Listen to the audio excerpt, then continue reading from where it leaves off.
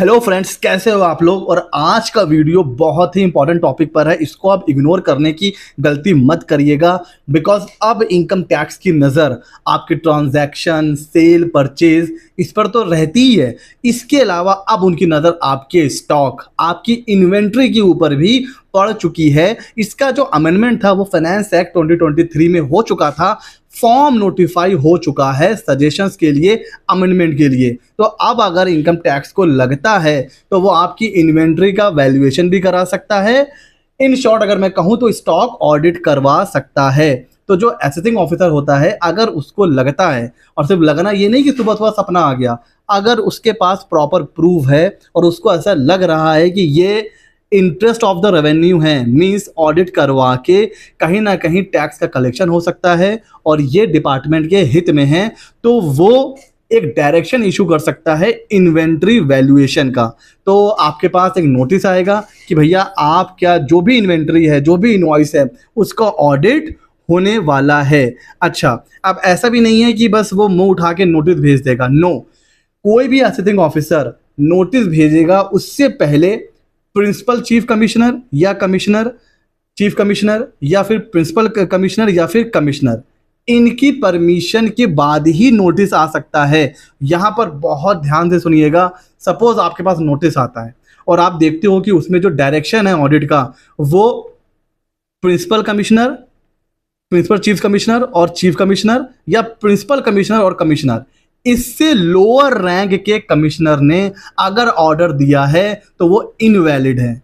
तो अगर आपके पास कभी भी इन्वेंट्री वैल्यूएशन का ऑर्डर आए तो सबसे पहले क्या चेक करना है कि भाई ऑर्डर का अप्रूवल किसने किया है, principal commissioner, principal chief commissioner या फिर चीफ कमिश्नर और कमिश्नर। इन्हीं के पास पावर है कि वो ऑर्डर इशू या फिर अप्रूवल दे सकते हैं। अगर किसी और कमिश्नर ने दिया तो वो इनवैलिड हो जाएगा, पहली बात। अगला, ऐसा भी नहीं है कि आपका सीधे वैल्यूएशन हो जाएगा, नहीं, पहले आपको एक अपॉर्चुनिटी दी जाएगी, being heard, opportunity of being heard दी जाएगी। आपके पास नोटिस आएगा, आपसे पूछा जाएगा कि भाई बताइए आपका इन्वेंट्री का वैल्यूएशन क्यों ना किया जाए। तो पहले एक नोटिस आएगा कि भाई आपका जो है वैल्यूएशन होने वाला है, बताइए आप सेटिस्फाई हैं या नहीं। अगर आप सेटिस्फाई हैं तो ठीक है, अगर नहीं है तो आप अपना रीज़न वहाँ पर, मतलब आप रिप्लाई सबमिट कर सकते हैं कि भाई मेरा इन्वेंट्री वैल्यूएशन नहीं होना चाहिए। और अगर आपका रिप्लाई अगर एक्सेप्ट हो गया तो फिर आपका वैल्यूएशन, आपका ऑडिट नहीं होगा।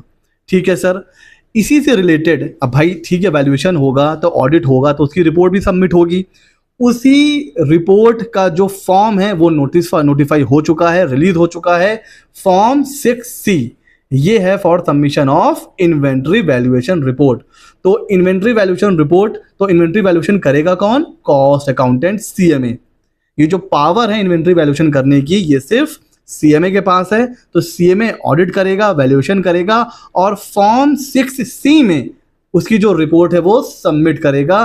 तो बेसिकली फॉर्म 6C जो है वो रिलीज हो चुका है। और अभी ये फाइनल नहीं है, अभी ये सजेशन के लिए रिलीज किया गया है कि अगर आपको कोई चेंज चाहिए तो आप चेंज 31 अगस्त तक रिकमेंड कर सकते हैं। मैं आपको लेकर चल रहा हूँ फॉर्म 6C के ऊपर। और ये कहीं ना कहीं थोड़ा बहुत टैक्स ऑडिट की जो रिपोर्ट है ना, उसी की तरह है। तो यहाँ पर सबसे पहले फर्स्ट पेज है, इसमें ये बताएगा कॉस्ट अकाउंटेंट कि भाई आपने जो इन्वेंट्री का वैल्यूएशन करा हुआ है वो किसका किया हुआ है, नेम एंड एड्रेस का, और जो ओपनिंग इन्वेंट्री है उसकी वैल्यूएशन कितनी है, क्लोजिंग इन्वेंट्री की कितनी है, ये सारी चीज़ें। नीचे आइए, ये जो है प्रॉपर एक कवरिंग पेज हो जाएगा। मेन जो रिपोर्ट स्टार्ट होगी वो स्टार्ट होगी एनेक्सर से। तो सबसे पहले इंफॉर्मेशन ऑफ द एसएससी वो यहाँ पर आपको देनी है। ठीक है सर, नीचे आते जाइए आते जाइए आते जाइए। यहाँ पर detail of books of account maintained with respect to inventory, inventory से रिलेटेड कौन कौन से रिकॉर्ड मेंटेन कर रहा है एसएससी, उसकी डिटेल देनी है। मेथड ऑफ अकाउंटिंग कौन सा लगा रहा है वो आपको बताना है। Method of valuation of opening and closing stock वो कौन सा है वो आपको बताना है। ठीक है, अगर इसमें कोई चेंज है तो उसकी रिपोर्ट आपको देनी है।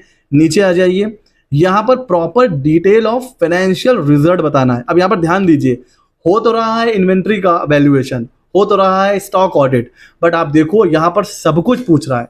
Turnover, profit before tax, tax paid, net profit after tax, value of production, raw material, output, opening inventory, closing inventory, average holding period, ये सब कुछ कहाँ से मिलेगा भाई? बैलेंस शीट और प्रॉफिट एंड लॉस से।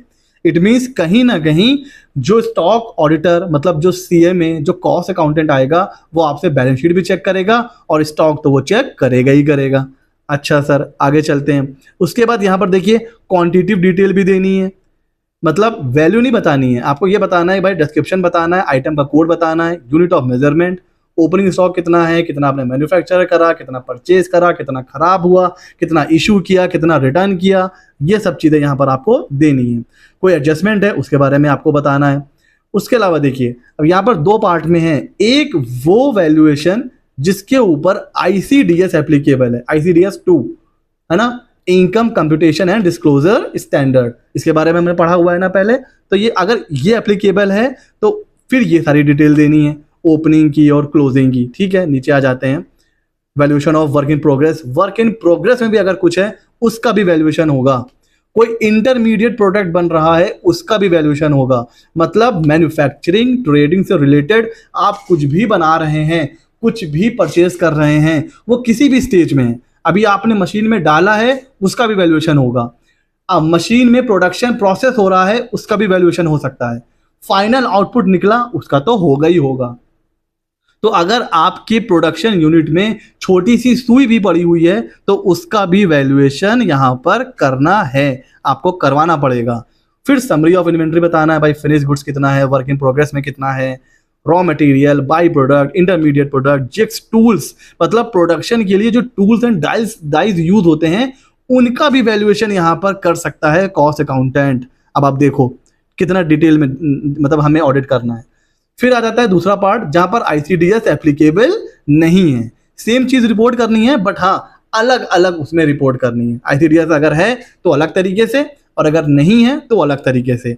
वैल्यूएशन भैया सबका होगा डिटेल में। तो ये एक फॉर्म 6C आया है और ये फाइनल नहीं है, ये अभी इसमें जो प्रोफेशनल हैं वो अपना कोई रिकमेंडेशन है, कोई चेंज है तो वो प्रपोज कर सकते हैं कि भाई मुझे लग रहा है कि इस फॉर्म में ये कमियां हैं, या ये डिटेल तो होनी नहीं चाहिए, या ये डिटेल होनी चाहिए। तो 31 अगस्त तक आप अपना सजेशन दे सकते हैं। तो ये फॉर्म 6C है, ये किसके लिए बहुत ज़्यादा ज़रूरी है पढ़ना?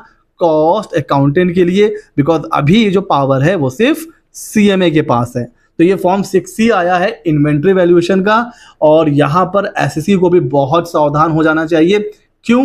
क्योंकि जो लोग ITC क्लेम कर लेते हैं फेक और फटाफट बहुत स्टॉक दिखा देते हैं, अब स्टॉक आपके पास है कितना है, आपका जब ऑडिट होगा ना तो फिर आपको एक एक चीज का वैल्यूएशन करवाना पड़ेगा।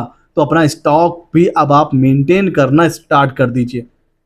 तो इस मज़ेदार अपडेट्स के लिए मैंने ये वीडियो बनाया था। ऐसे ही मज़ेदार वीडियोस आते रहते हैं। अगर आप नए हैं तो CMHR24 को सब्सक्राइब कर लीजिए, पुराने हैं तो लाइक करिए और शेयर करिए। मिलते हैं अगले नॉलेजेबल वीडियो में।